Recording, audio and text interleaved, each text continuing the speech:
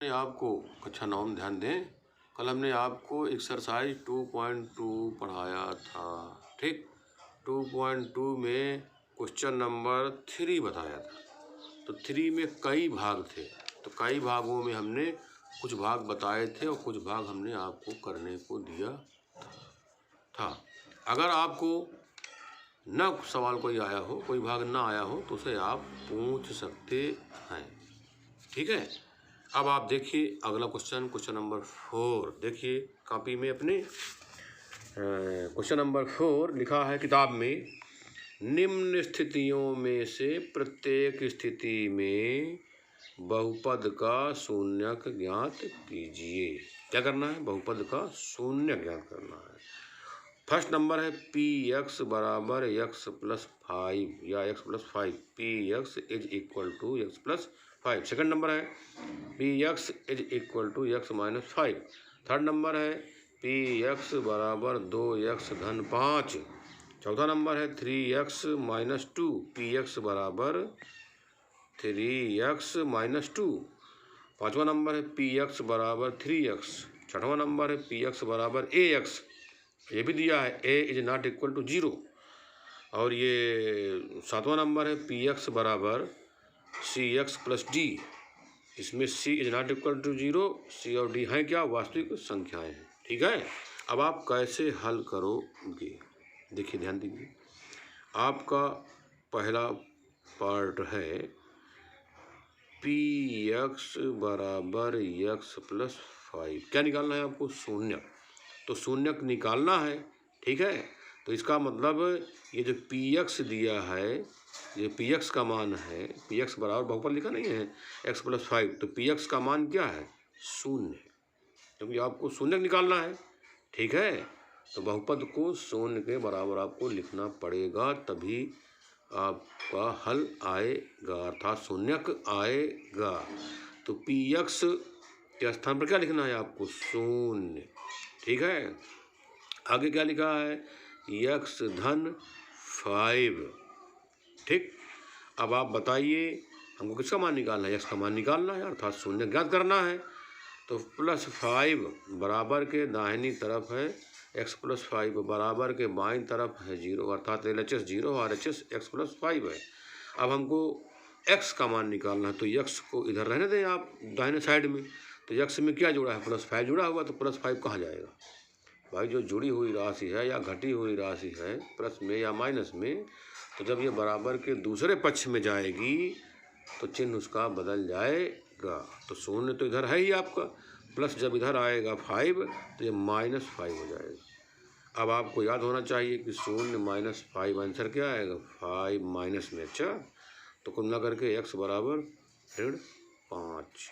तो इसका मतलब इसका शून्य किसका शून्य है? एक्स प्लस 5 का शून्य।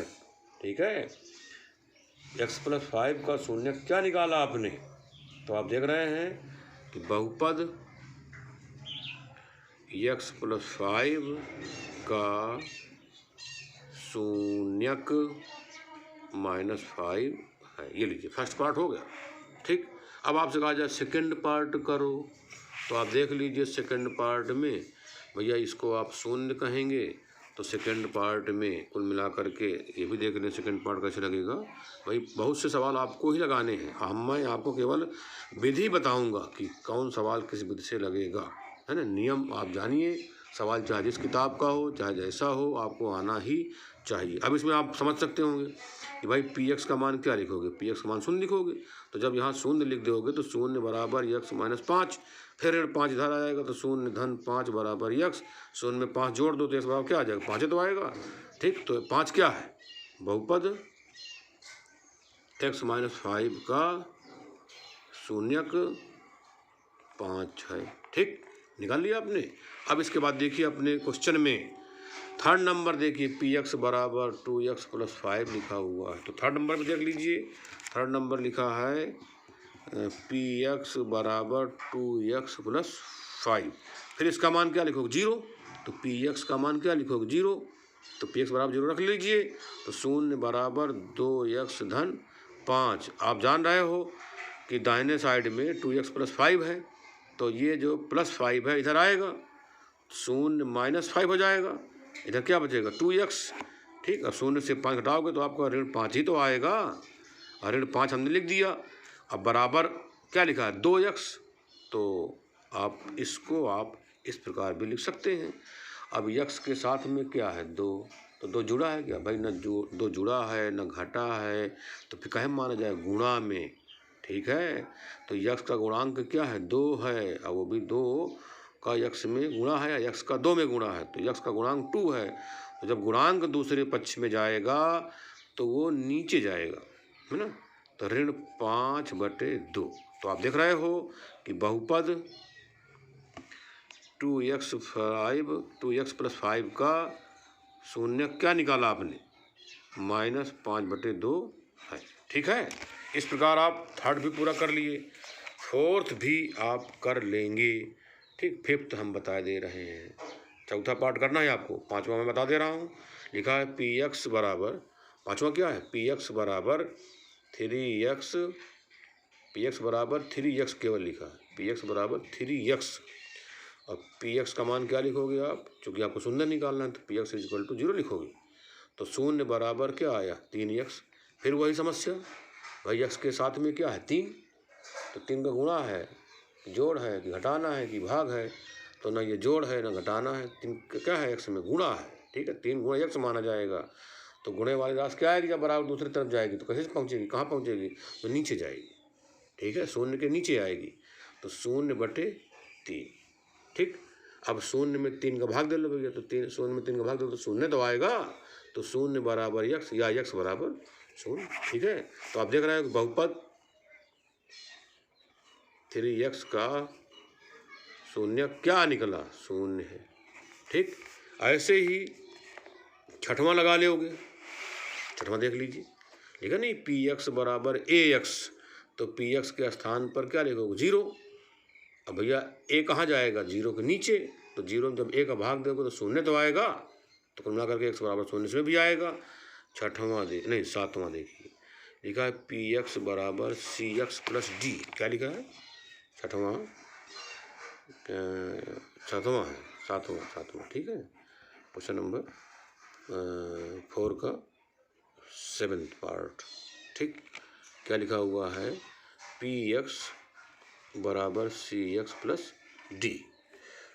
ठीक है, अब आप बताइए, तो px के स्थान पर क्या लिखोगे भैया, px का 0 लिखेंगे, तो जब यहाँ 0 लिख दोगे तो 0 बराबर cx + d। ठीक है, अब आप बताओ भाई cx में क्या जुड़ा हुआ है +d, भाई 2 पद है ना इधर, तो 2 पद में एक पद धन d इधर आएगा, तो 0 - d हो जाएगा, ये +d इधर आएगा तो -d हो जाएगा, क्यों जुड़ा है ना, प्लस में है तो दूसरी तरफ जाएगा तो माइनस में हो जाएगा। इधर क्या बचा cx, 0 से d घटाओगे तो -d ही तो बचेगा। अब आप बताइए d बराबर cx, अब x का मान निकालना है, तो x के साथ में क्या है c है, तो c x में गुणा है, c का x में गुणा हुआ है, अर्थात x का गुणांक c है, तो c कहाँ जाएगा भाई d के नीचे, तो -d/c। तो आप देख रहे हो कि x बराबर क्या आया -d/c, तो x का मान निकाल लिया आपने, अर्थात बहुपद बहुपद cx + d का शून्यक -d/c है। ठीक है, अब आप क्वेश्चन नंबर 4 में जो भाग दिए हैं हमने, उन्हें आप अवश्य पूरा कर लेंगे। अब हमने कौन सा भाग दिया है आपको चौथा भाग दिया है करने के लिए, और कौन सा भाग दिया है हमने आपको, भाग दिया है हमने ये छठवां भाग। ठीक है, तो ये दोनों भाग आप कर लेंगे। ठीक है, और कोई समस्या है तो उसे आप अवश्य पूछेंगे। अब आपसे एक बार फिर से पूछेंगे, हम थोड़ी जानकारी दे देंगे, ये 2 सवाल आप करने हैं घर में। ठीक है, इसके बाद आपकी एक्सरसाइज 2.3 शुरू होगी, जिसमें आपको भाग देना है। ठीक, भाग देना है बहुपदों का बहुपदों में या व्यंजक का बहुपद में। ठीक है, अब वो हम आपको कल बताएंगे। ठीक, अब आप जानिए, विषय हमने लिख दिया 2/3। बताओ अच्छा ये भिन्न है कि नहीं, हाँ ये भिन्न है। ठीक है, अंश है 2, हर है 3। ठीक, अब आपसे कहा जाए, अब आप बताइए भिन्न है? नहीं, ये भिन्न नहीं है, भिन्न नहीं है, क्योंकि ये जान लीजिए भिन्न ऋणात्मक नहीं होती है। याद रहेगा ये बात जरूर ध्यान रखिएगा कि भिन्न कभी ऋणात्मक नहीं होती है। ये भिन्न ऋण बटे 2, भिन्न बराबर ऋण 2/3 तुमने लिखा है, लेकिन ये भिन्न क्या है? नहीं है। क्यों नहीं है? क्योंकि ये जो अंश और हर है वो ऋणात्मक है, या तो अंश ऋणात्मक है या हर ऋणात्मक है। ठीक है, तो भिन्न में अंश और होना तो चाहिए, लेकिन अंश या हर दो में से दोनों धनात्मक होने चाहिए। हाँ, यह जो है एक परिमेय संख्या है। क्या है ये? परिमेय संख्या है, लेकिन भिन्न नहीं है। और आपने पढ़ा होगा कि 2/3 कैसी भिन्न है। अब आप कहोगे तो जर जी ये उचित भिन्न है। याद है ना, आपको बताया हमने 3/2 कैसी भिन्न है। आप कहोगे ये अनुचित भिन्न है। 2 सही 1/2 कैसी भिन्न है? ये आपकी मिश्रित भिन्न बताया है हमने आपको। ठीक है, तो आप ज़रूर याद रखें हर एक बात, क्योंकि ये याद रखोगे तभी आपको गणित आएगी। ठीक है, अब आपको हम जब प्रश्नावली 2.3 बताएंगे तो उसमें हमको क्या सिखाना है? आपको भाग सिखाना है। ठीक है, अब भाग आप अंकों का तो दे लेते हो। किसका भाग दे लेते हो? अंकों का भाग तो दे लेते हो, लेकिन यहाँ पर अंकों का भाग नहीं देना है। ठीक है, अब भाग आपको देना है तो कैसे देना है? जैसे अब आपसे हम कहेंगे क्वेश्चन नंबर फर्स्ट है एक्सरसाइज 2.3 का, 2.3 क्वेश्चन नंबर फर्स्ट, पहला सवाल। ठीक है, बहुपद है आपका x³ + 3x² + 3x + 1, भाग कहे का देना है? x + 1 का भाग देना। पार्ट फर्स्ट है, फर्स्ट पार्ट है। अच्छा, क्वेश्चन नंबर 1 का फर्स्ट पार्ट। अच्छा, ये बताओ इसमें जिसमें भाग देना है उसमें कितने पद हैं? तो आप कहोगे जा इसमें 4 पद हैं। अब पहला पद कौन है? x³। दूसरा पद कौन है? +3x²। तीसरा पद कौन है? +3x, है ना। चौथा पद कौन है? +1। ठीक, तो कुल 4 पद हैं। और जिससे आपको भाग देना है अर्थात भाजक, उसमें कितने पद हैं? कुल 2 पद हैं, x + 1। ठीक है, तो ये आपका क्या है? ये तो आपका क्या है? भाजक। क्या कहेंगे इसको? भाजक। ये क्या है आपका? भाज्य। अब आप जान रहे हो कि यहाँ कुछ उत्तर लिखोगे आप। ठीक है, आए कि नहीं आएगा उत्तर? भागफल कुछ आएगा तो इसको कहोगे भागफल। अब आप जान रहे हो कि भागफल दोगे तो कुछ घटा करके कुछ आए कि नहीं आएगा? क्या आएगा? शेष। ठीक है, तो भाजक, भागफल, भाज्य, शेष या शेषफल, ये आपको अच्छी प्रकार से आना चाहिए। जब भी आप भाग दोगे बहुपद में किसी बहुपद का, तो ध्यान रहेगा कि पद कितने हैं? 4। तो चारों पदों को जब लिखोगे तो घात के घटते क्रम में लिखोगे, ध्यान रहे। आप देख लीजिए, हमने घात के घटते क्रम में लिखा है, क्वेश्चन में लिखा था पहले से ही। तो पहले बड़ी घात वाला 3 लिखा है ना, x³। फिर इसके बाद नंबर है 3x² का, फिर किसका नंबर है? 3x का, फिर किसका नंबर है? 1 का। इसमें घात कितनी मानी जाएगी? इसमें घात कितनी मानी जाएगी? 0, क्योंकि x की घात 0 का मान क्या होता है? 1 होता है, 1। तो 1 का जब 1 में गुणा करोगे अर्थात 1 का 1 में मल्टीप्लाई करोगे तो 1 ही तो आएगा, कोई प्रभाव नहीं पड़ेगा, अर्थात 1 1 ही रहेगा।